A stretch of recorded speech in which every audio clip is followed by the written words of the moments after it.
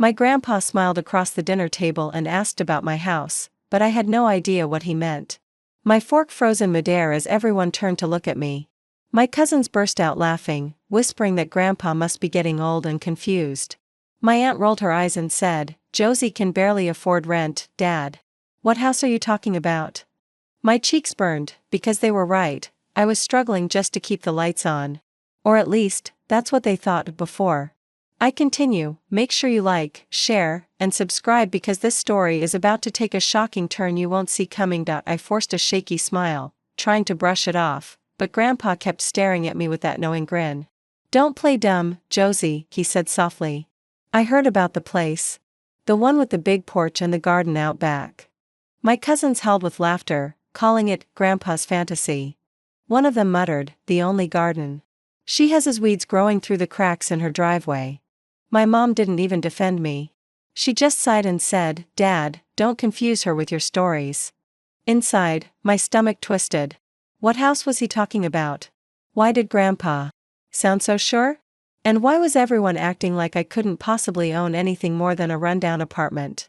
As I sat there, caught between humiliation and confusion, Grandpa's eyes sparkled with something I didn't understand, but then he leaned closer, and in a voice only I could hear, he whispered words that made my entire body freeze. "You'll find the key soon, Josie, and when you do, none of them will laugh again."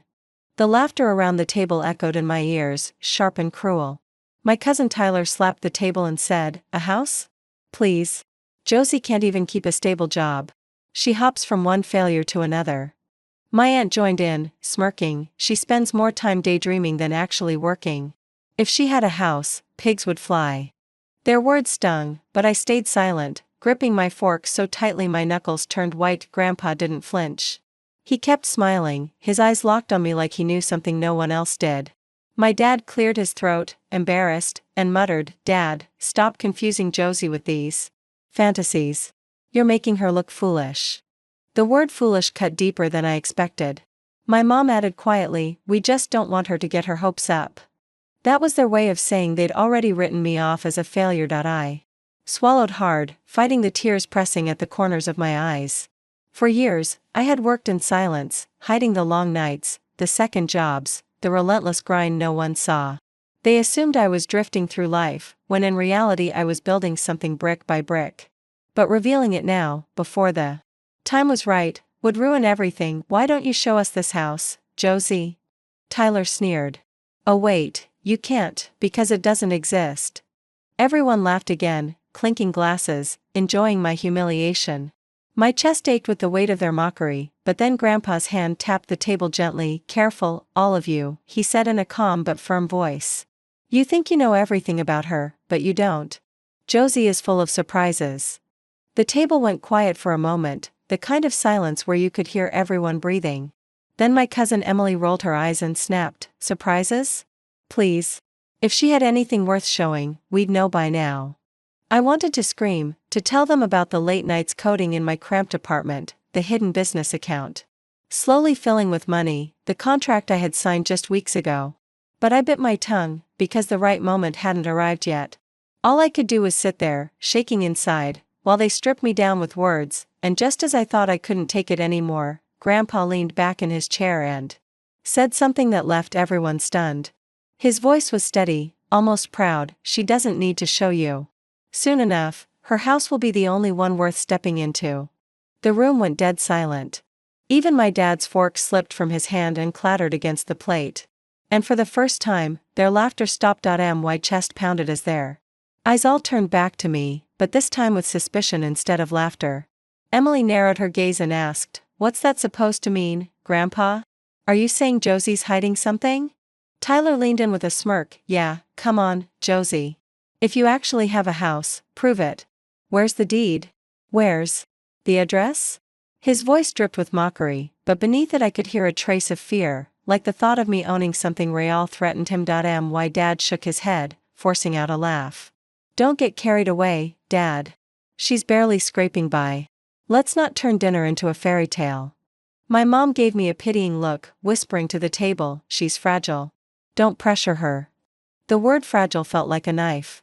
I clenched my jaw, Biting back the truth I wasn't ready to reveal, Grandpa just sipped his water calmly, his eyes flicking to me again as if urging me to stay silent for now. But the rest of them weren't satisfied. Tyler pulled out his phone, scrolling quickly before flashing the screen at me. See? Nothing comes up under your name. No property. No listings. Stop acting mysterious. You're nothing but a renter. The table erupted in cruel laughter again, and my stomach twisted. I wanted to disappear, but then Grandpa chuckled softly, and the sound made the room go still. You're looking in the wrong places, son, he said, leaning forward. Some houses aren't listed. Some houses aren't bought with credit. And some houses are inherited. That one word, inherited, hit the table like a thunderclap. My dad's face turned pale. Emily's fork clinked against her plate. My aunt leaned forward, eyes wide. Inherited? From who? She demanded. Grandpa smiled wider but didn't answer. The silence that followed was thick and uncomfortable. Broken only when Tyler scoffed nervously. You're messing with us, Grandpa. No one left Josie anything. She'd have bragged about it by now. His words were bold, but I could see the doubt in his eyes. Grandpa's gaze locked on mine once more.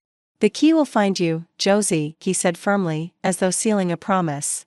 And when it does, the truth will shake this family to its core. My throat went dry. What key? What inheritance? My life had been nothing but scraping by. But the way Grandpa said it, it felt real. Almost too real. And the fear written across my parents' faces made me wonder if they knew more than they were admitting. That's when my mom suddenly blurted out, her voice cracking, Dad, stop. She doesn't need to know about that. The room froze. Everyone staring at her. My mom's words echoed, she doesn't need to know about that. My hands trembled. Know about what? I whispered, her eyes darted away. Tyler's smirk vanished. Emily snapped, what are you hiding? My dad growled, enough, Linda. But Grandpa chuckled coldly.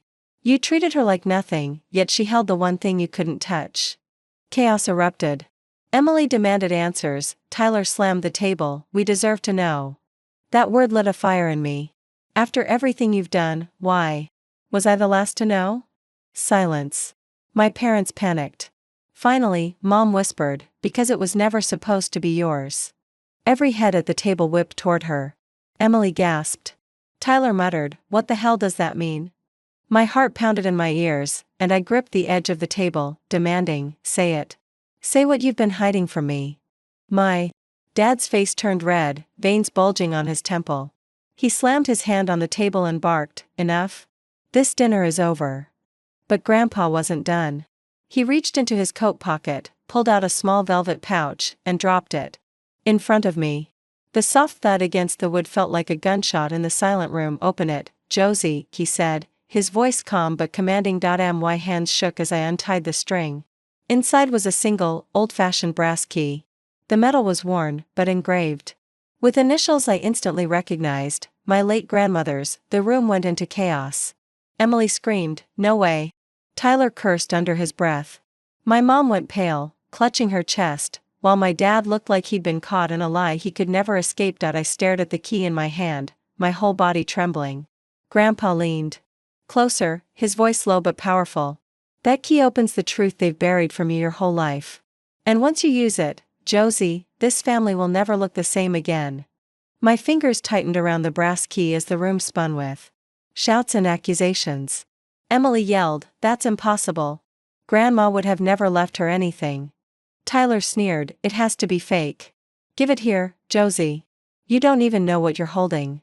My mom's voice cracked as she whispered, we promised to keep it from her, and then covered her mouth, realizing she had said too much. My chest burned, my heart pounding so hard it hurt. Keep what from me? I demanded, standing up. My chair screeched against the floor, silencing everyone. Grandpa's voice cut through the tension like a knife. The house. Your grandmother's house. She left it to you, Josie, not to them. It was always meant to be yours. The words hit me like a tidal wave.